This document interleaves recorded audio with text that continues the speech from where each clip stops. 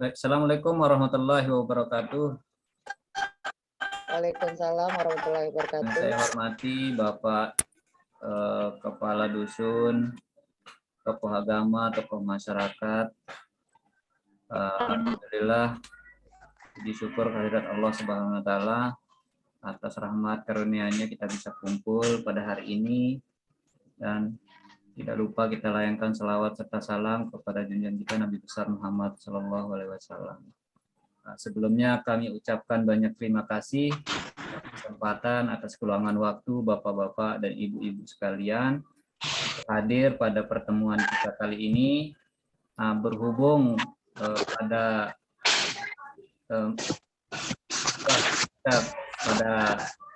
tahun ini kita dalam keadaan pandemi yang tidak membolehkan kita untuk berkumpul dalam jumlah yang banyak, akhirnya acara kita, penyuluhan kita pada saat ini yang sedianya akan kita lakukan secara langsung, tatap muka, tapi karena ada pandemi ini maka kita terpaksa melakukan penyuluhan melalui virtual atau melalui aplikasi Zoom. Bapak-bapak, ibu-ibu sekalian, kami mohon maaf sebelumnya, mudah-mudahan walaupun kita lewat virtual, tapi mudah-mudahan tidak akan mengurangi manfaat maupun tujuan yang akan kita lakukan untuk pertemuan ini. Nah, perkenalkan sebelumnya kami dari mahasiswa Poltekkes Kemenkes Mataram. Dalam kesempatan ini akan menyampaikan beberapa materi, atau kita akan sama-sama belajar bagaimana kita melakukan pertolongan pertama pada gigitan ular, di mana pada situasi keadaan sekarang adalah memasuki musim hujan, jadi ular itu akan sangat lebih aktif daripada sebelumnya, karena kondisi wilayah kita pasti akan menjadi lembab, dan tentunya akan membuat ular itu akan lebih aktif untuk keluar. Nah, jadi pada kesempatan kali ini kami dari Poltekkes Kemenkes Mataram akan menyampaikan beberapa pertolongan pertama yang bisa dilakukan oleh masyarakat apabila, mudah-mudahan tidak terjadi, tapi kita untuk waspada saja, mudah-mudahan tidak terjadi. Tapi setidaknya apabila ada masyarakat kita yang terkena atau tergigit oleh ular, maka kita akan bisa melakukan penanganan, karena penanganan cepat dan tepat itu akan mencegah berkembangnya bisa ular tersebut, atau mencegah terjadinya komplikasi-komplikasi. Nah, kami datang pada hari ini beranggotakan 4 orang, ada Ibu Yuliana, ada Ibu Baik Mustiare, dan saya sendiri Hartono, dan ketiga Bapak Lautan Rapandi. Nah, nanti pada pertemuan kita kali ini akan disusun acaranya. Yang pertama tentunya kita akan sama-sama membuka acara, kemudian akan dilanjutkan dengan penyampaian materi oleh Ibu Yuliana. Selanjutnya nanti akan ada sesi tanya jawab, dan terakhir nanti ada evaluasi, kemudian penutup. Nah, baik, untuk mempersingkat waktu, kita langsung saja ke materinya. Pada kesempatan kali ini akan disampaikan oleh Ibu Yuliana. Kepada beliau kami persilahkan. Terima kasih atas kesempatan yang diberikan. Saya pada sore hari ini akan memberi pertolongan pertama pada gigitan ular. Adapun pertolongan pertama pada gigitan ular itu akan next, Pak Hartono, next.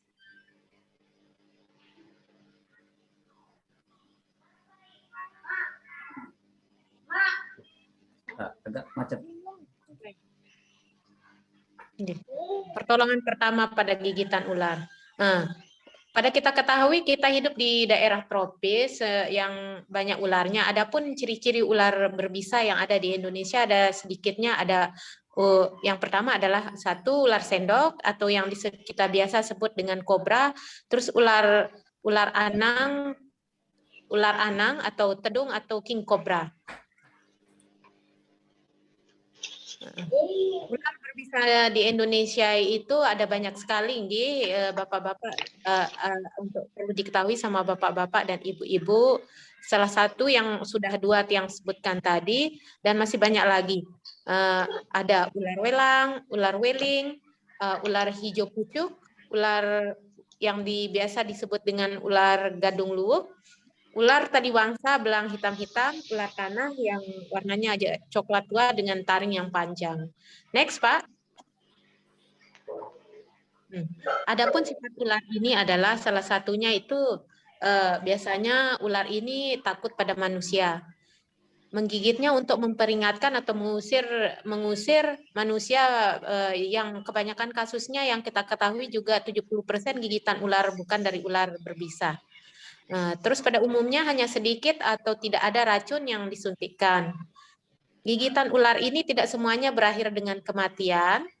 Kematian tidak datang seketika atau dalam beberapa menit saja, mungkin ada jeda waktunya 1,5 jam.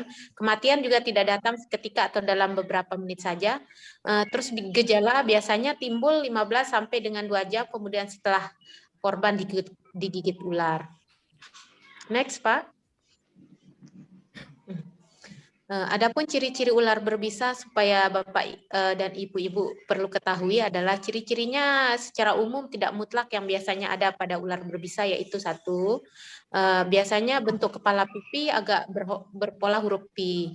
Terus ukurannya relatif kecil atau pendek kecuali king cobra yang bisa mencapai 5 meter. Warna biasanya cerah dan tidak mutlak cerah, ada yang warnanya juga gelap seperti king cobra. Lanjut.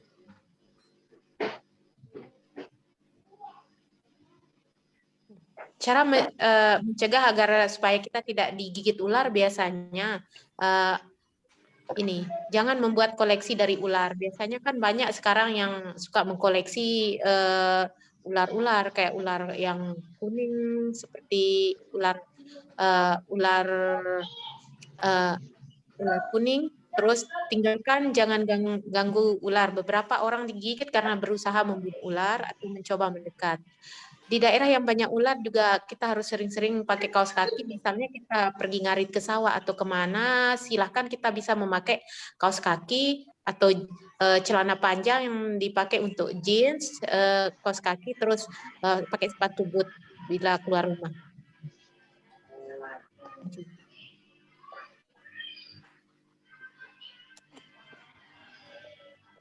Lanjut, Pak.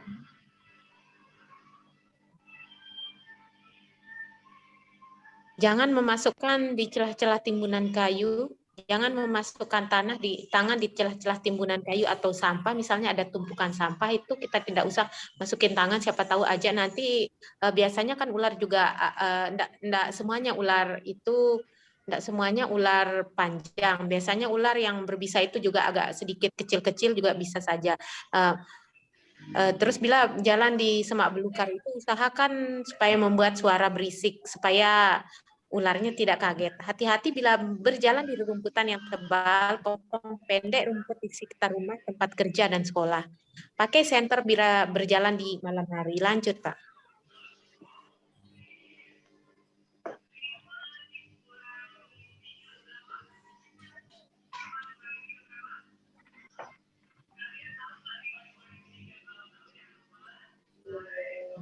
Nah, di depan kita ini ada gambaran gimana sih, misalnya kita digigit ular, itu sudah ada gambarannya di depan, ada nyeri pada tusukan.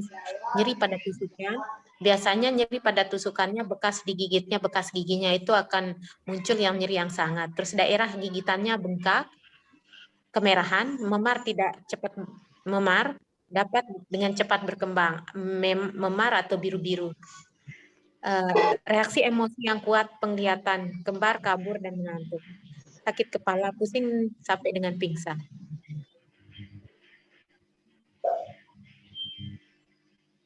Mual muntah, diare, rasa sakit atau berat di dada dan perut, tanda-tanda tusukan gigi biasanya pada tungkai kaki, sukar bernapas dan berkeringat banyak, kesulitan menelan, kaku di daerah leher dan geraham.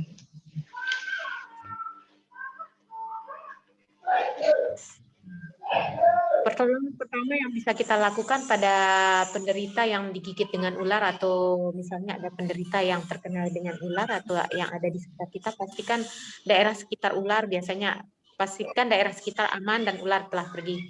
Segera cari pertolongan medis, terus jangan tinggalkan korban dan selanjutnya lakukan prinsip right, di mana prinsip right itu adalah R-nya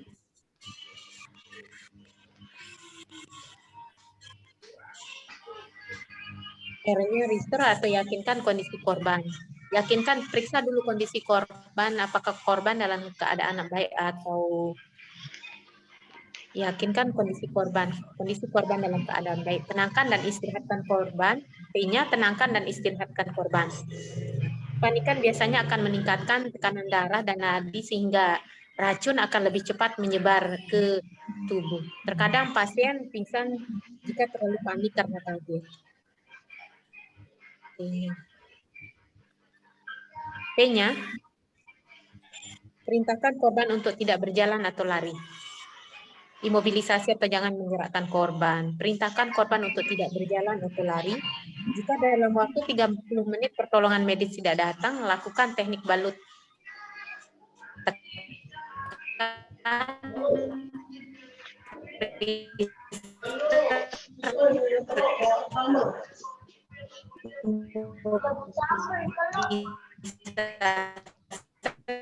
Pada daerah atau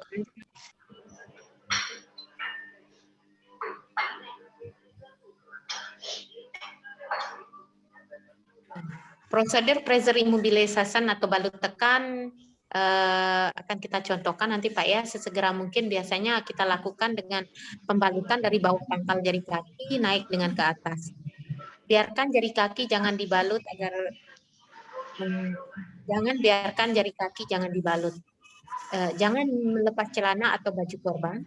Terus balut dengan cara melingkar cukup kencang, namun jangan sampai menghambat aliran darah yang dapat dilihat dengan warna jari kakinya yang tetap pink.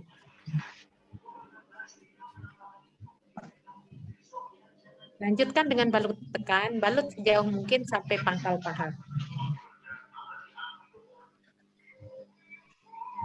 Beri papan pengalas keras sepanjang kaki. Nanti kita cari papan pengalas atau apa yang bisa kita ambil di sekitar kita sebagai papan pengalas ini. Balut sekokoh mungkin untuk mencegah pergerakan otot, kaki, paha untuk mencegah penyebaran racun.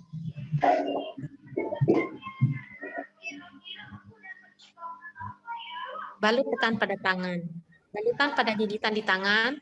Satu, kita memakai balutan dari telapak tangan naik ke atas, jari tangan tidak dibalut. Balut siku dan lengan dengan posisi ditekuk 90 derajat.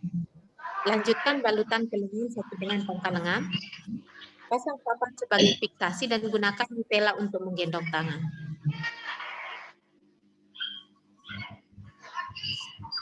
Satu kesalahan penanganan yang sering dilakukan di sekitar kita biasanya sering mengikat tourniquet di sekitar gigitan ular. Dua,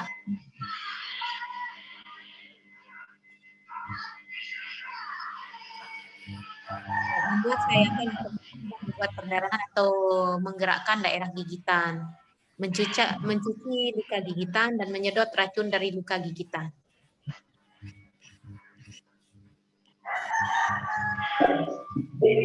Itu yang bisa saya sampaikan. Mungkin dari ini ada nanti pertanyaannya bisa dialihkan di kolom komentar untuk kita supaya tahu kita bisa dilanjutkan di kolom komentar. Terima kasih. Assalamualaikum warahmatullahi wabarakatuh. Waalaikumsalam warahmatullahi wabarakatuh. Baik, itu tadi penyampaian yang sangat menarik sekali yang disampaikan oleh Ibu Yuliana. Mudah-mudahan Bapak Ibu sekalian dapat memahami materi yang diberikan oleh beliau, dan apabila ada yang ingin kita diskusikan, mari kita diskusikan agar nanti capaian atau tujuan dari pertemuan ini bisa tercapai. Tujuan kita nanti itu yaitu masyarakat bisa mengerti atau memahami bagaimana penanganan sederhana yang bisa dilakukan di masyarakat sebelum petugas datang atau sebelum dilakukan tindakan oleh petugas medis. Nah, jadi pada kesempatan ini kita akan membuka sesi tanya jawab kepada Bapak Ibu yang masih ada yang ingin ditanyakan atau ada yang membuat bingung, dipersilahkan. Ada yang bertanya? Saya Pak mau bertanya. Baik, Ibu Kader, Bu Mus, silahkan. Iya, terima kasih. Assalamualaikum warahmatullahi wabarakatuh. Saya mau bertanya, bagaimana caranya kita membedakan antara itu gigitan ular berbisa dengan gigitan ular yang tidak berbisa? Tolong dijelaskan. Baik. Terima Ini kasih. pertanyaan yang bagus sekali, nanti akan dijawab sama Ibu Yuliana sekaligus nih. Nah, jadi pertanyaannya bagaimana membedakan bekas gigitan ular berbisa sama yang tidak berbisa. Nah, kepada Ibu Yuliana dipersilakan. Seperti yang sudah saya sebutkan tadi di awal, Ibu Nggi, ciri-ciri ular berbisa itu biasanya biasanya nanti bisa Ibu lihat sendiri, misalnya kalau ada ular yang di sekitarnya itu biasanya bentuk kepalanya pipi, polanya seperti huruf P, Bu, terus ukurannya relatif kecil. Tidak semua ular berbisa itu ukurannya besar. Yang salah satu yang cukup besar itu seperti yang kita ketahui seperti king cobra. Ibu pernah lihat yang namanya king cobra? Biasanya ular berbentuk panjang hitam. Panjang hitam biasanya itu salah satunya. Terus ada ular derik yang bisa kita panjangnya sekitar kurang lebih 10 cm kalau saya tidak salah. Terus biasanya warnanya cerah juga. Bisa dia warna hijau, terus seperti yang terdapat gambar yang di depan juga. Terus ukuran kepalanya dia agak berpola seperti huruf P, Ibu, nggih. Oh, Cuma tapi kan gini Bu, kadang kan kita di sawah nih, kita kan digigit, ularnya langsung lari. Gimana kita mengetahuinya, Bu? Untuk mengetahui ularnya bentuknya gimana? Jadi yang susah-susah masih kita betul. Memang sifat dari ular itu sendiri kadang-kadang setelah menggigit ya pasti akan lari, karena sifat dari ular yang tadi kan sebenarnya dia takut sama manusia. Jadi apabila kita ganggu ya pasti akan melakukan perlawanan. Nah, untuk membedakan bekas gigitan ular berbisa sama tidak bisa kita lihat di gambar yang yang di tengah Ibu Kader nih. Nah, jadi yang gambar A itu, adalah ular yang tidak berbisa. Nah, di sana ciri-cirinya adalah bekas gigitannya itu berupa goresan, jadi tidak ada berupa titik. Nah, dia biasanya seperti terkena serpihan kayu, jadi agak berupa goresan. Atau bisa juga berupa titik tapi hanya satu. Atau bisa juga banyak, karena dia gigi taringnya nggak ada. Jadi kita bisa bedakan gambar A yang atas, yang di tengah ini, yang bagian tengah itu yang atas itu nggak ada taringnya. Jadi bisa saja dia bekas gigitannya itu banyak. Nah, sedangkan kalau yang berbisa itu dia bekas gigitannya ada titik 2. Kenapa hanya titik 2? Ya karena taringnya ini yang nomor B, yang bagian B, yang gambar ular nomor B. Nah, jadi bekas taringnya itu ada berupa gigitan 2. Nah, jadi yang bisa kita lakukan untuk membedakannya adalah apabila ular tersebut sudah tidak di tempat atau sudah lari, kita bisa identifikasi melalui bekas gigitannya. Jadi kalau hanya 2 titik, ada 2 lubang yang bekas tertancapnya taringnya itu, berarti itu adalah ular berbisa. Nah, apabila nanti bekas gigitannya itu berupa goresan atau sekedar hanya titik-titik yang banyak, maka itu adalah ular yang tidak berbisa. Nah, jadi walaupun nanti itu berbisa maupun tidak berbisa, tetap ada penanganannya. Nah, penanganannya adalah tadi bisa kita bersihkan dulu. Kemudian apabila ada titik 2, itu ada bekas tariknya, terus ada titik 2, berarti itu adalah gigitan ular berbisa. Nah, jadi harus cepat dilakukan penanganan seperti yang disampaikan pada materi tadi yang disampaikan oleh Ibu Yuliana. Bagaimana, Ibu? Oh iya, terima kasih atas penjelasannya Pak. Baik, ada pertanyaan selanjutnya? Dipersilahkan. Assalamualaikum warahmatullahi wabarakatuh. Waalaikumsalam warahmatullahi wabarakatuh. Yang sebagai kader di salah satu Bupati Jangki mau menanyakan kepada Ibu Bapak, kebetulan yang Niki kan sering ke sawah sama anak, sama istri. Nah, terus misal, tapi mudah-mudahan tidak terjadi. Namun seandainya kita digigit sama ular, apakah ular tersebut masih bisa menggigit ke yang lain lagi? Apakah masih berbahaya buat misalkan istri atau anak saya yang ikut ke sawah dengan saya? Apakah bisa gigitannya yang kedua, ketiga, dan seterusnya? Kebetulan yang orang awam itu jadi jarang baca buku, Pak. Minta penjelasannya nih. Terima kasih. Baik, pertanyaan yang sangat menarik dan sangat bagus ya dari Bapak kader juga tadi. Nah, jadi pertanyaannya apakah ular setelah dia menggigit bisa menggigit kembali? Nah, jadi dia udah menggigit nih. Apakah dia bisa balik lagi untuk menggigit kawannya? Jadi dia pergi ke sawah berdua, jadi apakah dia akan menggigit lagi untuk kawan yang kedua? Seperti itu. Bukan kawan, Pak. Anak atau istri saya. Saya jarang sama kawan ke sawah soalnya. Oh iya, sama istri. Baik, silakan Ibu Juliana. Dipersilahkan. Scroll dulu Pak, ceritanya tadi tuh. Biasanya kan kalau ular sudah menggigit itu Pak, dari ciri-ciri sifat dan ularnya itu, kalau sudah menggigit lagi biasanya dia akan pergi Pak.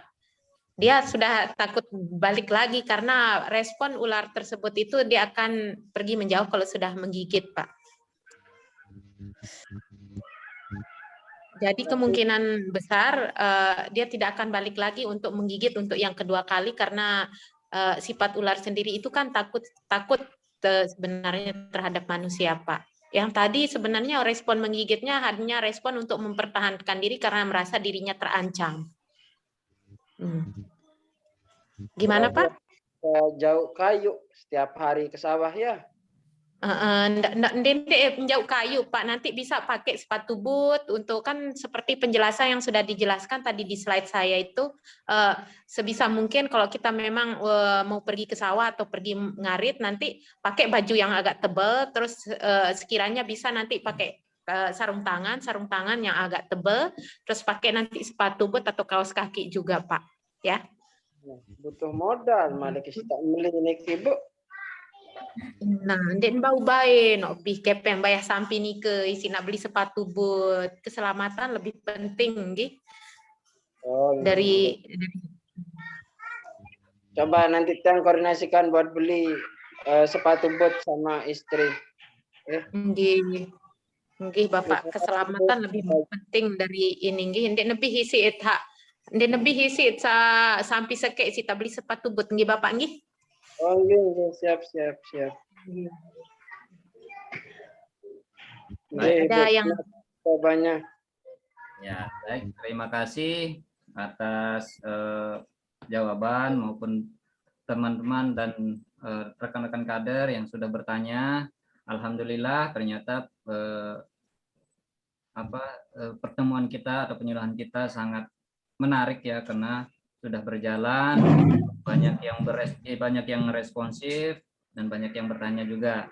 Nah, mudah-mudahan untuk kelengkapan bagaimana penanganannya nanti pada akhir sesi akan kami bagikan ya ke lewat WhatsApp-nya bagaimana videonya. Jadi kita tidak bisa tampilkan videonya di sini karena terjadi gangguannya tidak bisa diputar.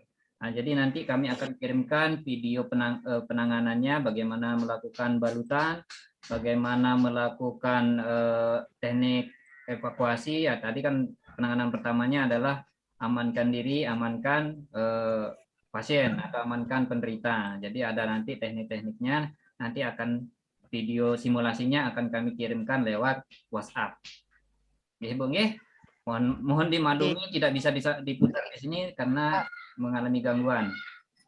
Nggih, Pak, nggih. Nah, jadi kesimpulan dari pertemuan kita atau penyuluhan kita pada hari ini adalah bagaimana kita melakukan penanganan atau pertolongan pertama pada gigitan ular, pada penderita dengan gigit ular. Yang pertama tadi amankan diri, amankan penderita, kemudian jangan melakukan, kalau dulu kan tekniknya adalah kita melakukan sayatan, nah sekarang sudah tidak diperbolehkan lagi. Dan sekarang kita melakukan teknik balutan. Kemudian hindari atau gunakan pakaian-pakaian yang tebal untuk menghindari tertembusnya gigitan ular atau taring dari ular tersebut. Kemudian jangan mengganggu atau memasukkan tangan ke dalam celah-celah batu misalnya, atau jangan kalau menemukan menemukan ular yang mempunyai ciri-ciri fisik seperti yang tadi, usahakan untuk menghindar, jangan diganggu. Nah, kalaupun sampai tergigit ya nanti lakukan teknik yang telah disampaikan tadi. Demikian mudah-mudahan penyuluhan kita pada hari ini bermanfaat bagi Bapak Ibu sekalian. Mudah-mudahan jadi amal ibadah juga untuk kita. Nah, jadi mari, kalau tidak ada pertanyaan lagi, mari kita tutup acara ini dengan sama-sama membaca hamdalah. Alhamdulillahirobbilalamin.